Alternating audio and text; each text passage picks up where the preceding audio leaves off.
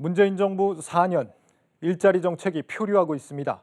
실업급여 수급자가 역대 최대 수준으로 불어나고 이를 지원하기 위한 고용보험기금은 적자폭이 커지면서 비상이 걸렸습니다. 먼저 강미선 기자입니다. 서울 마포구의 한 고용센터. 아침부터 실업급여 신청자들로 북적입니다. 실업급여를 교육을 받으러 왔었어요. 16일 날. 그때는 진짜 발 디딜 틈이 없이 오죽하면 제가 밖에 나가 있었어요. 너무 사람이 많아서 그 상황을 보면서 와, 진짜 코로나도 무섭지만 이 실업이라는 게 너무 심하구나 그걸 느꼈어요. 코로나 때문에 좀 영업 금지 기간이 길어져서 그런 것도 있었고, 그래서 회사에서 약간 압박을 주는, 나가라는 그런 말은 안 했지만 그런 분위기였어요. 그래서 많이들 잘렸고, 그동안 했었던 일 말고 다른 일을 해보고 싶어서 여기저기 알아보고 있습니다. 요리 같은 것도. 지난달 실업급여 수급자는 75만 9천 명. 역대 최대치였던 지난해 7월 기록을 또다시 갈아치웠습니다. 늘어난 인원만큼 실업급여 지급액도 1조 2천억 원에 육박했습니다. 올해 들어 2달 연속 1조 원을 넘어선 상황입니다. 실업급여 수급자가 폭증한 만큼 이를 충당해야 하는 고용보험기금은 경고등이 켜진 지 오래입니다. 지난 정부에서 흑자를 유지했던 고용보험기금은 현 정부 출범 이듬해인 2018년 적자로 돌아섰습니다. 적자폭도 2018년 8천억 원에서 2019년 2조 8천억 원으로 계속 커졌고 지난해는 7조 원의 적자가 추정됩니다. 최고치에 육박한 실업급여뿐 아니라 올해는 전국민 고용보험이 추진되면서 고용보험기금의 재정 건전성 확보 방안을 마련해야 한다는 지적이 나오고 있습니다. 한국경제TV 강미선입니다. 이렇게 실업자가 크게 늘어난 것을 코로나19 때문만으로 보기 어렵다는 지적이 나옵니다. 고용시장의 위기 징후는 이미 그 이전부터 나타나고 있었기 때문입니다. 고용의 양적 지표가 부진해 왔고 질 좋은 일자리도 해마다 줄어온 것으로 나타났습니다. 이어서 조현석 기자입니다. 문재인 정부 4년간 연평균 취업자는 12만 4천 명 증가했습니다. 박근혜 정부와 비교하면 3분의 1 수준입니다. 코로나19 특수 상황을 감안해야 된다는 게 정부 설명이지만 지난해 취업자 수를 제외하고 계산해도 41만 명 대 24만 명, 마찬가지입니다. 코로나 팬데믹을 제외하고도 고용 성적이 지난 정부보다 악화된 것은 2018년 취업자 증가폭이 10만 명 아래로 떨어지며 부진했던 영향이 컸습니다. 최저임금이 16.4% 올라 역대 최고 인상액을 기록했고 주 52시간제가 시행된 해입니다. 전문가들은 이번 정부의 친노동정책 추진이 오히려 고용 여력을 갉아먹었다고 진단합니다.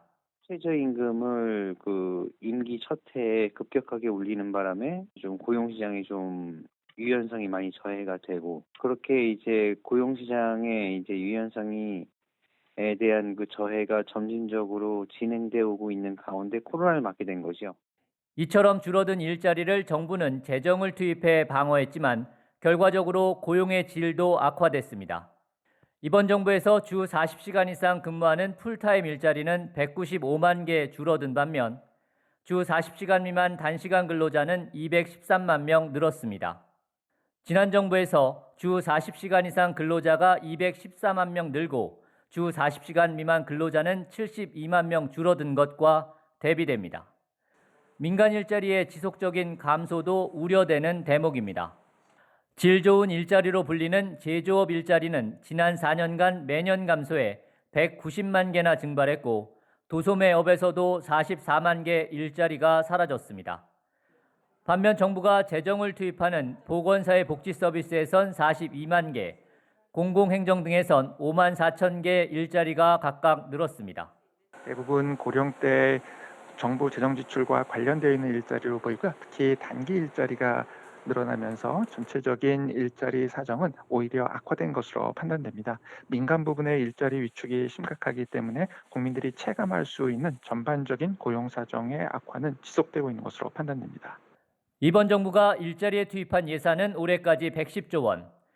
천문학적인 예산을 투입했지만 성과는 부진하고 일회성 일자리라는 지적도 이어지면서 고용정책의 대전환이 필요하다는 목소리가 커지고 있습니다.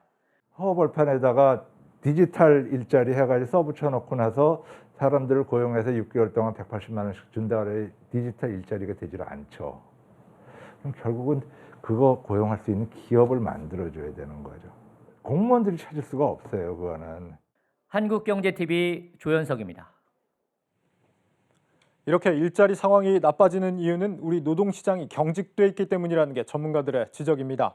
이로 인해 지난해 우리 기업들은 대거 해외로 빠져나간 반면 한국으로 들어오는 외국인 투자는 크게 줄어든 것으로 나타났습니다. 임동진 기자입니다. 13개월째 감소세를 보이고 있는 제조업 취업자 수. 제조업 고용 문제를 더욱 악화시키는 건 일자리 유출입니다.